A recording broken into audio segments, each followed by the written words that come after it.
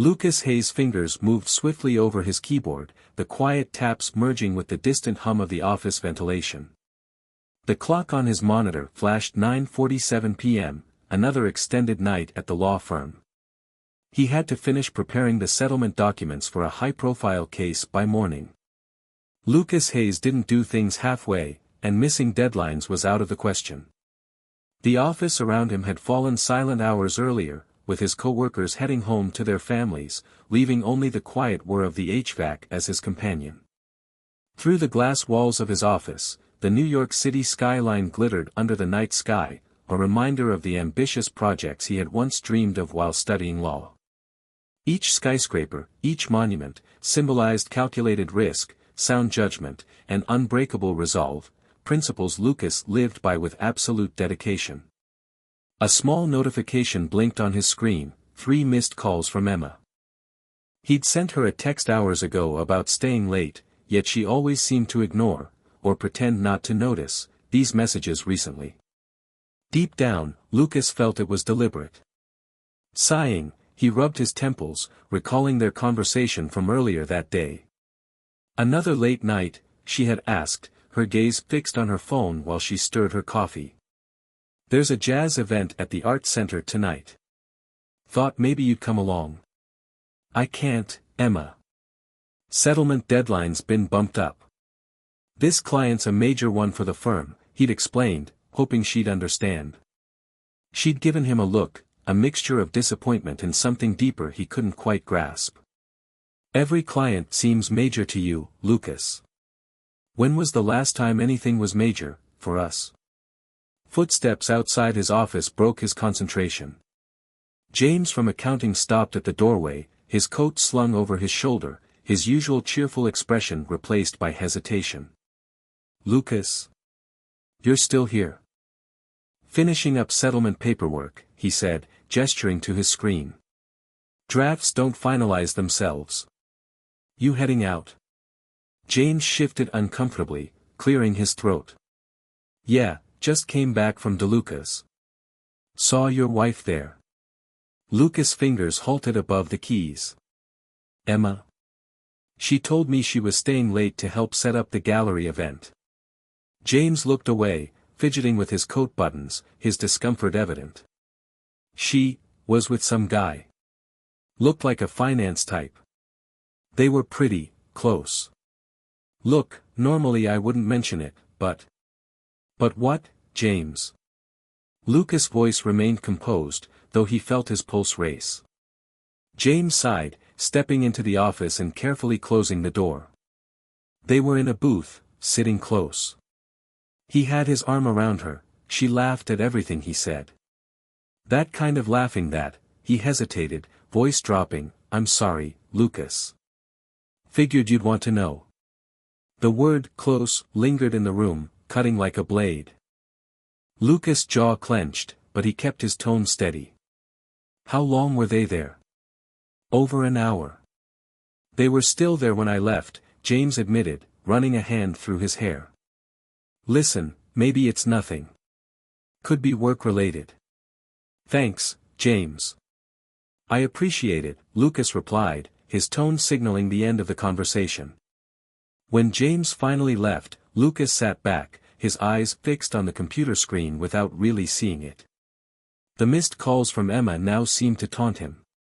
Opening his phone, he scrolled through their recent texts. "Setting up at the gallery tonight. Don't wait up. Another exhibit, might be a late night, meeting with a potential client, could take a while." Every text from Emma took on a new, heavier significance, each one laden with a weight he hadn't noticed before. Lucas opened their shared calendar, scrolling through the past few months. A grim pattern emerged, laid out like evidence in a trial: gallery functions that weren't listed on the gallery's public schedule, mysterious, client dinners that coincided perfectly with his own late nights, weekend retreats he'd never heard of before, and she never brought them up afterward, either. Just then, a new message flashed across his screen from Emma, still at the gallery. "Big night prepping for a new showcase. Miss you." Lucas' grip tightened around his phone, his knuckles blanching. Her words, once so ordinary, now felt like a thinly veiled insult. He mentally replayed the subtle changes from the past few months he'd shrugged off as quirks, the new designer clothes, the expensive perfume, her newfound love for yoga, and the way she'd flip her phone screen down anytime he entered the room. Setting his jaw, he saved his work and shut down his computer. For the first time in his career, Lucas Hayes was leaving his office without finishing what he'd started. The drive home stretched out, his thoughts replaying every evening she'd left early, every excuse she'd given, every moment he'd brushed off as trivial. New York traffic was mercifully light, but each stoplight gave him a fresh chance to notice all the red flags he'd ignored. "You're different lately," she'd told him last week. "You used to be more alive. More daring." "I'm still me, Emma," he'd said, baffled by her remark. "I'm working to make sure we have the life we wanted. Maybe this isn't the life I want anymore." When he finally pulled into the driveway, he noticed her car wasn't there. A quick glance at his watch read 10:30 p.m. The gallery closed at 6 o'clock. Inside their meticulously organized home, a sleek, modern setup Emma had carefully designed, Lucas poured himself a neat whiskey and sat in the dark. He didn't turn on the lights. The faint scent of her new perfume lingered, adding to the atmosphere of suspicion. With every sip, he started to see things he'd overlooked, a bottle of luxury perfume that appeared out of nowhere, a gym membership receipt for a woman who'd never liked exercise, and those coy texts that always left her smiling and glancing away. The house, once a refuge, now felt hollow, marred by mistrust. Every corner seemed to mock him, the kitchen where they'd once hosted friends, with Emma playing the flawless hostess, or the couch where they had planned their future. Had she already been imagining someone else by her side? He pulled out his phone and opened their banking app. The transactions painted a story he hadn't signed up for: pricey lunches at places she'd never mentioned, boutique purchases on supposed work days, and a hotel bill she'd once passed off as a gallery event expense. At midnight, headlights cast faint shadows across the walls. A car door slammed shut, followed by the jingling of keys in the lock. Emma's silhouette appeared, outlined by the porch light. "Lucas?" She nearly jumped at the sight of him sitting there. "You scared me. Why are you sitting in the dark? How was the gallery?" His voice was low, deliberate. Emma flicked on the lights and her outfit came into full view, a black dress he'd never seen before, far too elegant for a gallery setup. Her makeup was flawless, her hair styled with an effort she used to reserve for their special nights. "Oh, you know. Busy night. We're setting up a new exhibit." "Interesting," he said quietly. "James mentioned he saw you at DeLuca's tonight." The silence that followed was thick, unyielding. Emma's hand froze on the light switch, her shoulders tensing. When she turned back to him, her face had shifted, no longer the innocent, startled wife, but something more guarded, colder. "Were you spying on me?" Emma's voice was sharp, carrying an edge of accusation that only made Lucas' anger simmer. "Just answer the question, Emma. Who was he? What does it matter?" She threw her purse onto the counter, her movements exaggerated. "You're never around, Lucas, always glued to your cases, always choosing the office over me. Do you even know how lonely it is?" Lucas straightened, setting his whiskey glass down with deliberate calm. "Don't twist this around. Who is he?" "His name's Ben." She said it defiantly, her chin raised, daring him to react. "And he makes me feel alive."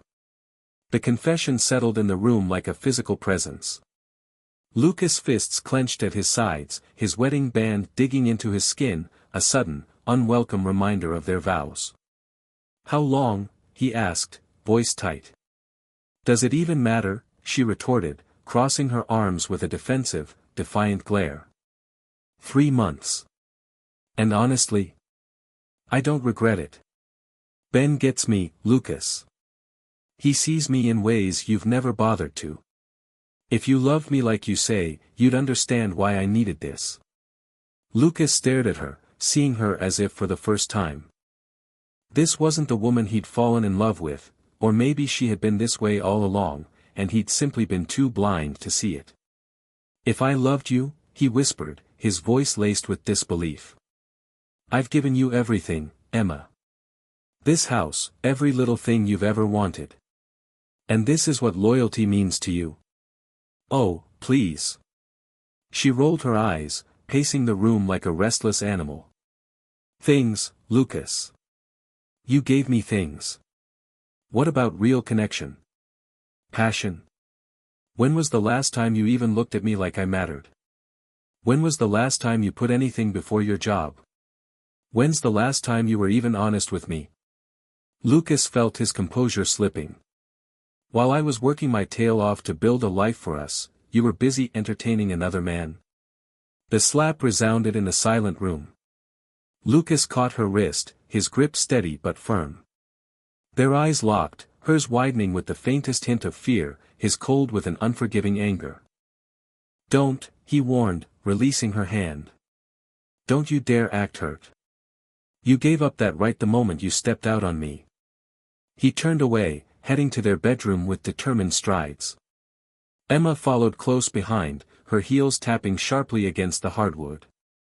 "What are you doing?" she demanded. Lucas pulled a suitcase from the closet, tossing it onto the bed. "If Ben's so wonderful," he said coldly, unceremoniously filling the suitcase, "why don't you go stay with him?" "Lucas, stop. You're overreacting." Her voice softened, the defiance replaced with desperation. "We can talk this out. Couples work through this kind of thing all the time." "No." His response was swift, slicing through her words like a knife. "Maybe some couples can. But I don't. I won't." Ignoring her protests, he methodically grabbed her clothes from hangers, dresses, blouses, all the things he'd spent years providing.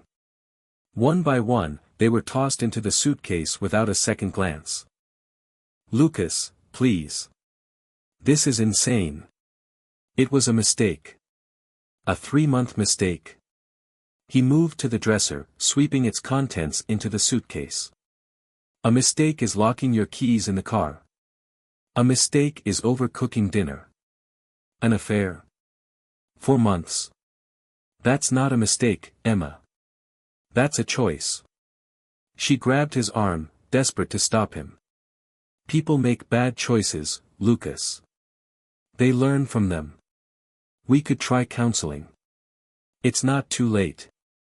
There's nothing left to try." He pulled his arm free and zipped the suitcase firmly shut. "You made your decision. Now, you get to live with it. And you're just done."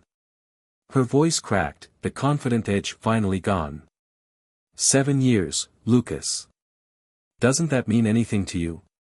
Lucas turned, his expression hardened into something unyielding. "Done with what, Emma? Lies? Deception? Tell me exactly which part of this marriage is worth fighting for." "I love you," she whispered, tears spilling over. "Doesn't that count for something? Love?" He let out a hollow laugh. "Is that what this is? Because from where I'm standing, it looks a lot like comfort. You love the lifestyle. The stability. But me? No, Emma, you don't love me. Maybe you never did." Emma's face crumpled, mascara streaking down her cheeks. Once, seeing her like this might have softened him. Now, it just felt like another calculated ploy. "Where am I supposed to go?" she whispered. "I'm sure Ben's up for it," Lucas replied, his voice dripping with sarcasm. "After all, he understands you so perfectly." He carried her suitcase to the front door, setting it firmly on the porch. When he turned back, she was standing in the entryway, her once carefully curated appearance in shambles. "You can't just throw me out like this," she said, her voice breaking. "I'm not doing anything, Emma. This is your doing." Lucas held the door open. "You've got an hour to pack anything else you need. After that, I'm changing the locks." Our friends won't understand this, she murmured, her tone low, desperate. They'll think you're heartless, tossing me out in the middle of the night. What are you going to say to them? Lucas laughed, a cold, mirthless sound. You're welcome to tell them whatever you like. Tell them about how work-obsessed, inattentive Lucas drove you into another man's arms. I'd love to see how that story plays out. I'll tell them you abandoned me, she shot back, a flicker of defiance returning. That you chose your cases over me, that I what? Lucas' voice cut through her words like a knife. Took care of you. Believed in you. Trusted you. His voice stayed steady, but his gaze was unyielding. Go on, Emma. Tell whatever version you want. Truth has a way of surfacing. He watched as reality set in. Her shoulders slumped, and the last traces of her fight disappeared. Without another word, she grabbed her purse and a few personal items before stepping out onto the porch. Lucas, she turned back one last time, hand resting on the doorframe. I'm sorry. No, he said quietly, his tone cutting. You're just sorry you got caught. The door clicked shut with a finality that felt almost satisfying. Lucas locked it, sliding the deadbolt into place. Through the window, he watched her struggle to fit her suitcase into the trunk, and as her taillights disappeared into the night, he felt a strange mix of emptiness and liberation. He pulled out his phone, dialing a 24-hour locksmith to ensure every lock would be changed before dawn. Then he drafted a single message to their mutual friends, Emma cheated. She's gone. If she reaches out, know that this was her choice, all of it. After sending it, he turned off his phone, disinterested in their replies, and let the deep silence of the house settle around him. He poured himself another whiskey, savoring the cool weight of the glass, and sat down to consider his next steps. For the first time, he truly felt the hollow void inside, the space where trust and love had once lived, now overtaken by a simmering anger and a newfound resolve. Emma thought she knew him, thought she could sway him with tears and justifications, but she was about to see just how wrong she was. Lucas Hayes had built his career on precision, control, and an unyielding sense of principle. He had approached their marriage with the same commitment, putting everything he had into it. Now, with that trust shattered, he would navigate their separation with that same relentless attention to detail. No second chances. No forgiveness. Just pure, calculated justice. The whiskey burned his throat as it went down, but Lucas welcomed it. It felt better than the ache in his chest.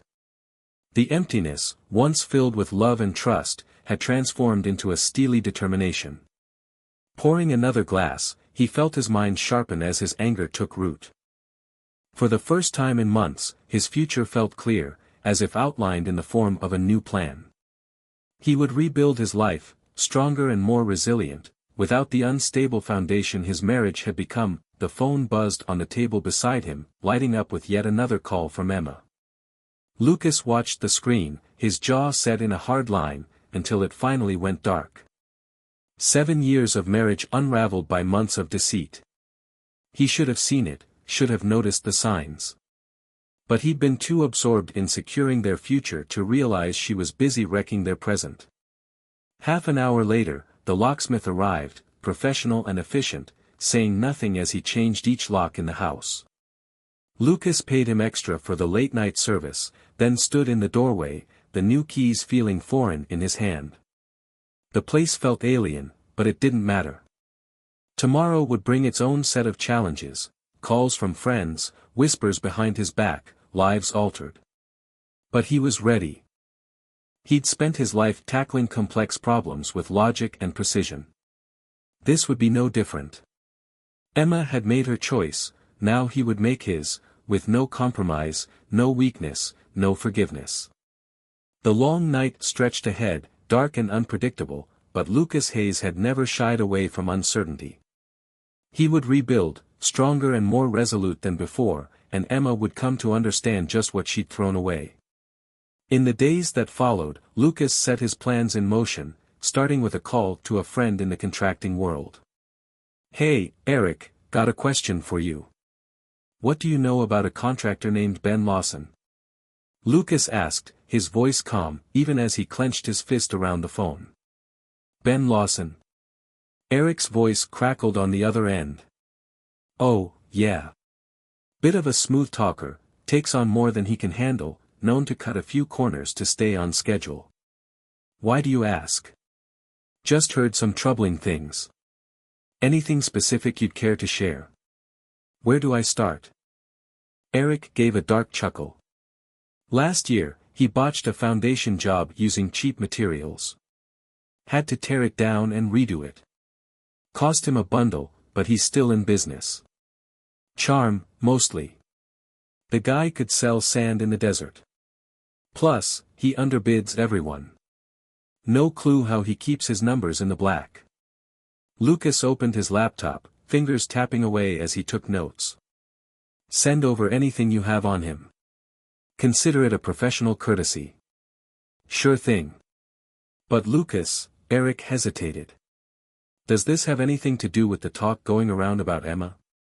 Just doing some due diligence, Eric, Lucas replied, tone flat. You know how I feel about cutting corners.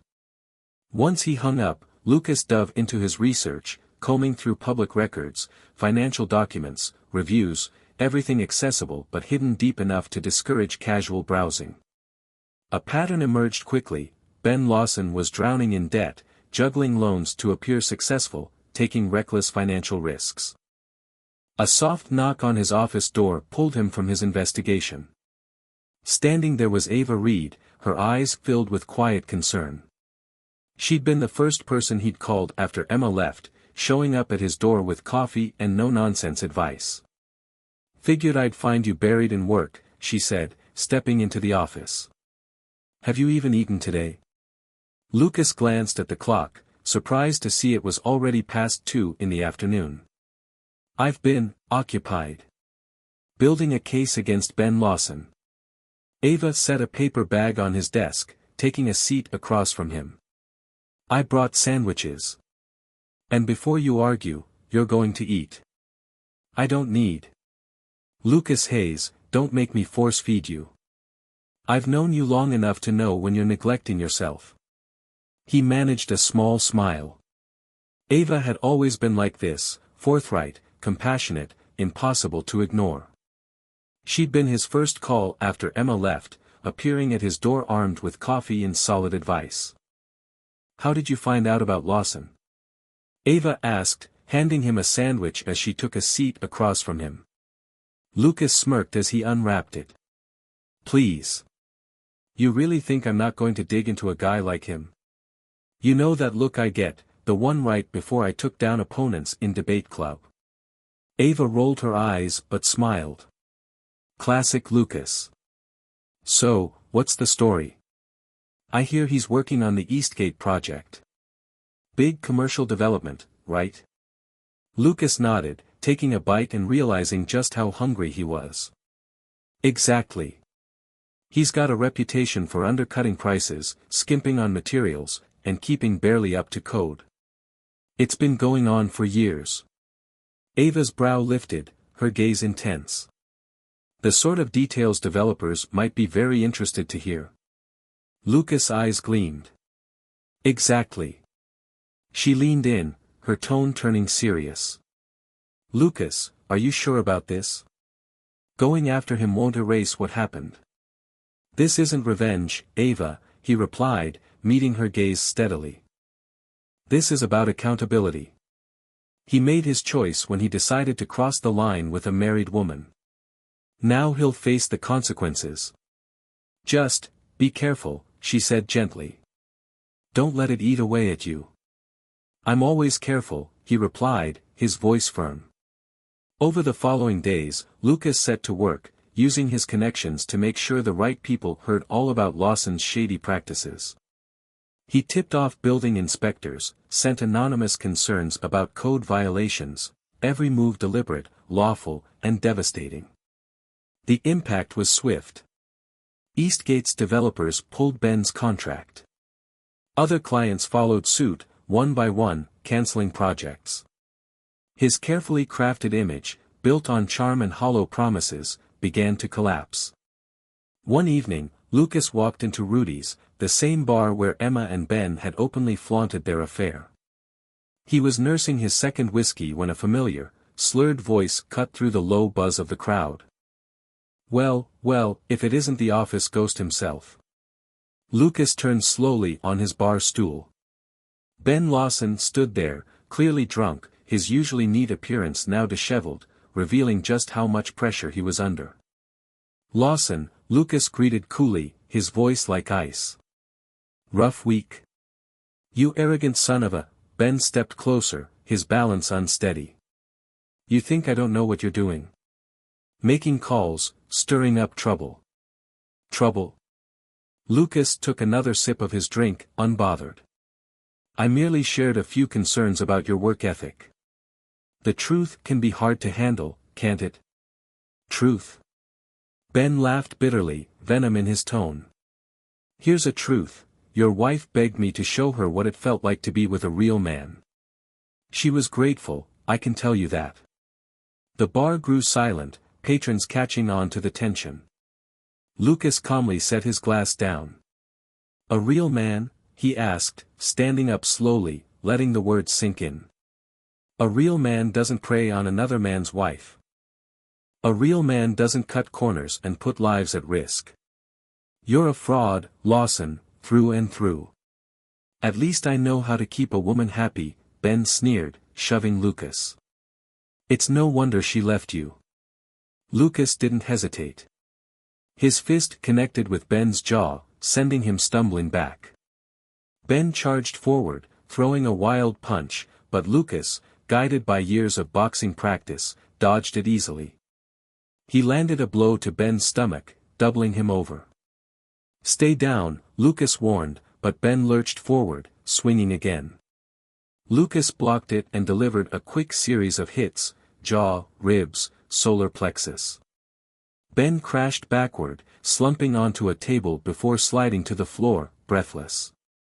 Straightening his jacket, Lucas glanced down at him. The difference between us, Ben, isn't who throws a better punch. It's character. And you've got none. He turned to the bartender. Apologies for the mess. Put any damages on my tab. Then he looked back at Ben, now slouched and defeated. Next time you think about bragging, remember this moment. Remember what it feels like to lose everything you tried to build. Lucas left Rudy's bar with his head held high, feeling the lingering ache in his knuckles. The pain felt sharp, clarifying. He hadn't lost control, he had simply given Ben the lesson he'd been asking for. The next morning, his office door flew open. Emma stood there, mascara streaked down her face, clutching her purse like it was her last defense. You ruined him, she accused, her voice trembling. Are you satisfied? Lucas didn't bother looking up from his computer. Did you need something? Ben's lost everything, his business, his reputation, it's all gone. Was that what you wanted? Now, Lucas looked up, his expression cold and unmoved. He made his choices when he decided to pursue a married woman. And you made yours when you decided to cheat. These are the results. I'm living out of my car, she whispered, her voice cracking. Our friends won't even speak to me, the gallery suspended me. Lucas, I made a mistake. I want to come home. Home. Lucas rose and walked around his desk, looking her square in the eye.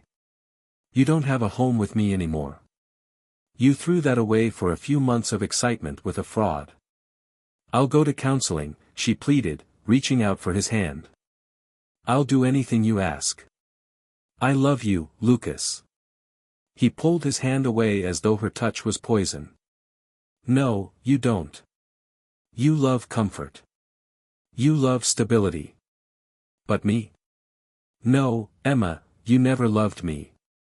That's not true. Tears streamed down her face now.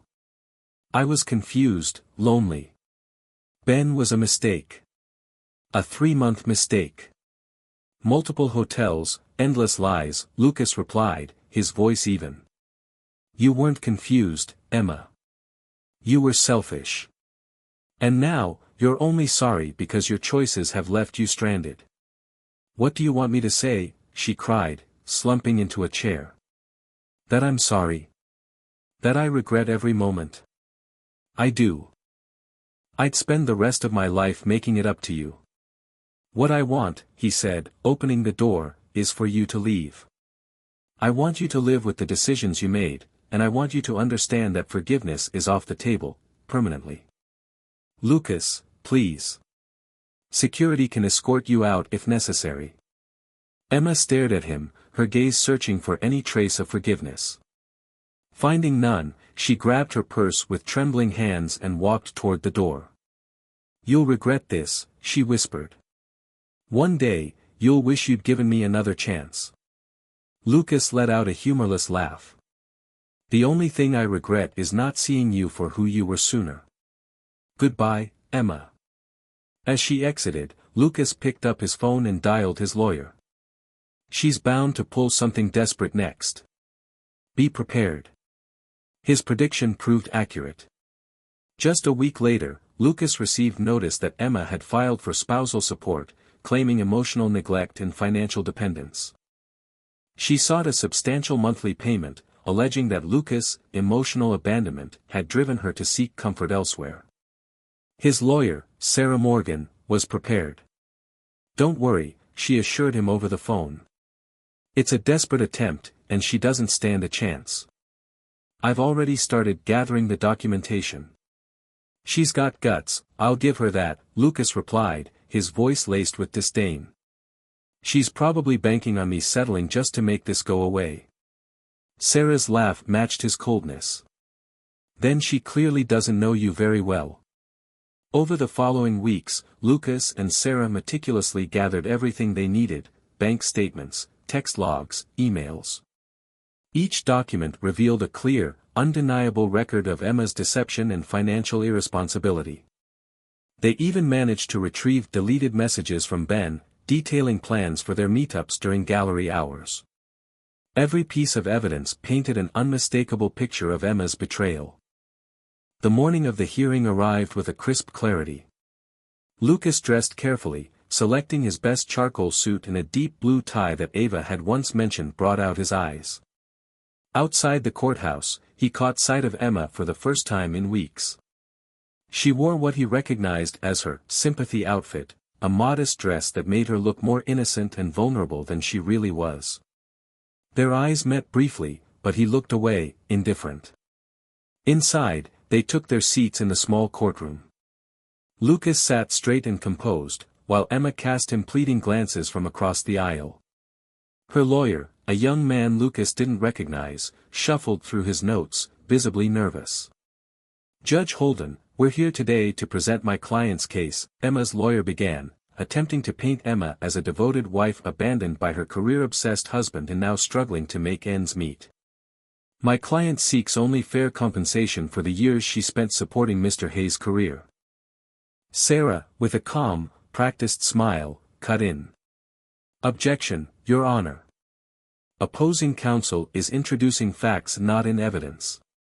Mrs. Hayes maintained full-time employment throughout the marriage. Judge Holden nodded. Sustained. Counsel, please stick to verified facts. Thrown off his rhythm, Emma's lawyer fumbled as he presented weak evidence of her supposed financial hardship, claims that Sarah would soon dismantle with ease. When it was her turn, Sarah approached the judge with a thick folder. Your Honor, I have here documented evidence of Mrs. Hayes' systematic financial misconduct, including unauthorized credit card charges, concealed bank accounts, and significant funds funneled into a private account unknown to my client. As Sarah presented the evidence, bank records showing Emma's secret account, credit card statements listing extravagant dinners with Ben, and hotel charges billed to Lucas' card, Lucas remained calm, his gaze fixed forward. He could feel Emma's panic from across the room as each damning piece of evidence was laid bare. Additionally, Sarah continued, we have text messages in which Mrs. Hayes explicitly describes her intent to, and I quote, take Lucas for all he's worth once she secured her relationship with Mr. Lawson. The judge's face hardened as she examined the evidence, finally looking up at Emma with clear disapproval. "Mrs. Hayes," Judge Holden said sternly, "this court views manipulation of the legal system for personal gain very poorly. The evidence clearly shows that you not only betrayed the trust of your marriage but also attempted to defraud your husband financially. This claim for spousal support is denied. Furthermore, I am ordering you to repay all unauthorized charges to Mr. Hayes' accounts, totaling," she consulted the documents, $23,847.52. At that moment, Lucas allowed himself to look at Emma. She had slumped back into her chair, her face pale as her carefully crafted victim narrative fell apart, leaving her exposed to the consequences of her actions. Outside the courthouse, Emma made one last attempt to approach him. "Lucas, please," she called out, hurrying after him. "I know I made mistakes, but I'm desperate. I'm living out of my car." Lucas turned, giving her a look that froze her in her tracks. "You made your choices, Emma. Repeatedly. You chose to betray me. You chose to lie and to steal. And now, instead of accepting the consequences, you're choosing to play the victim." "I said I was sorry," Emma cried, tears starting to stream down her face. "What else do you want from me?" "Nothing," Lucas replied steadily. "I want absolutely nothing from you. That's what you're failing to understand. You threw away everything we had for a cheap thrill, and now you're dealing with the fallout. Your tears don't affect me anymore. You're so heartless," she whispered. "You used to love me." "I loved the person I thought you were," Lucas corrected, his gaze cold. "A loyal, honest partner. But that person was just an illusion, wasn't she? Another one of your lies." At that moment, Sarah walked over, briefcase in hand. "Mrs. Hayes, I advise you to leave. The court's order includes a no-contact clause." For the first time, Lucas saw Emma clearly, not as the woman he once loved, but as a self-centered, manipulative person who had never valued the life they'd built. "Goodbye, Emma," he said firmly, turning his back on her. Her sobs echoed across the parking lot, but he didn't look back. He had a new life ahead, one she would no longer be part of. A few weeks later, Lucas stood in his newly renovated kitchen, admiring the sleek lines and modern, industrial fixtures he'd chosen for the space. The island he'd envisioned was now a reality, functional yet elegant, with plenty of workspace and storage. It was a fresh beginning, one he'd built with care, piece by piece, choice by choice. His phone chimed with a text from Ava, ready for the big reveal. He smiled, typing back, "Come see for yourself." When the doorbell rang, he felt a warm sense of anticipation. Opening the door, he found Ava standing there, a bottle of champagne in hand and that familiar, genuine smile lighting up her face. "Champagne, really?" he teased. "Hey, a new beginning deserves a toast." She stepped inside, pausing to take in the transformed kitchen. Her eyes widened. "Lucas, this is amazing." He watched as she moved through the space, her fingers brushing the countertops, admiring the new cabinetry, and noting the clever organization he'd put in place. "You thought of everything," she said, looking back at him. "It's completely, you." "Is that a compliment?" he asked, a smile tugging at his lips. "From me?" "Always." She handed him the bottle. "Now, where are your glasses? Or did you organize those away?" He chuckled and pulled 2 champagne flutes from a cabinet. "Brand new. Part of the fresh start." As he poured, Ava leaned against the island, watching him thoughtfully. "You seem different today," she said. "Lighter. Did something happen?" Lucas set the bottle down, taking in her words. "The court order came through yesterday. Emma's appeal was denied. It's really over." Ava's expression softened. "How do you feel?" "Honestly?" He handed her a glass. "Free. Like I can finally put it all behind me." They clinked glasses, the champagne bubbles catching the light and casting tiny rainbows across the counter. After a moment of comfortable silence, Ava set her glass down, meeting his gaze with a mix of vulnerability and determination. "We've known each other forever, Lucas. You're my best friend, and lately," she took a steadying breath. "Things have felt different."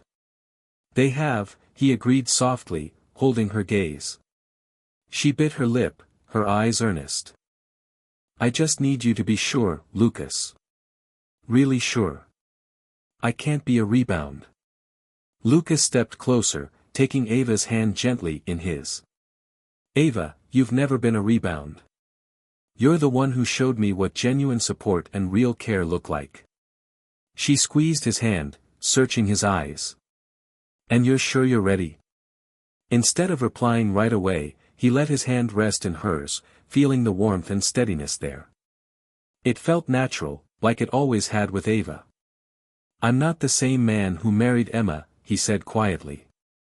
"That guy was willing to lose himself for someone else's approval. But with you, you've never wanted me to be anything other than who I am." Ava smiled, her voice soft. "Because who you are is pretty remarkable, Lucas Hayes. Even if you are a bit of a perfectionist." He chuckled, pulling her a little closer. "Says the woman who alphabetizes her bookshelf by genre." Their laughter settled into a comfortable quiet. Lucas looked around his newly remodeled kitchen, feeling an unfamiliar but welcome sense of peace. "Stay for breakfast?" he asked. Ava's smile warmed, unwavering. "I thought you'd never ask." As they moved around the kitchen together, preparing breakfast, Lucas felt a deep sense of contentment wrap around him. This wasn't just about recovering from Emma's betrayal. This was about creating something new, something genuine. For the first time in a long time, he felt hopeful about the life he was building, and for the first time in a long time, he wasn't building it alone.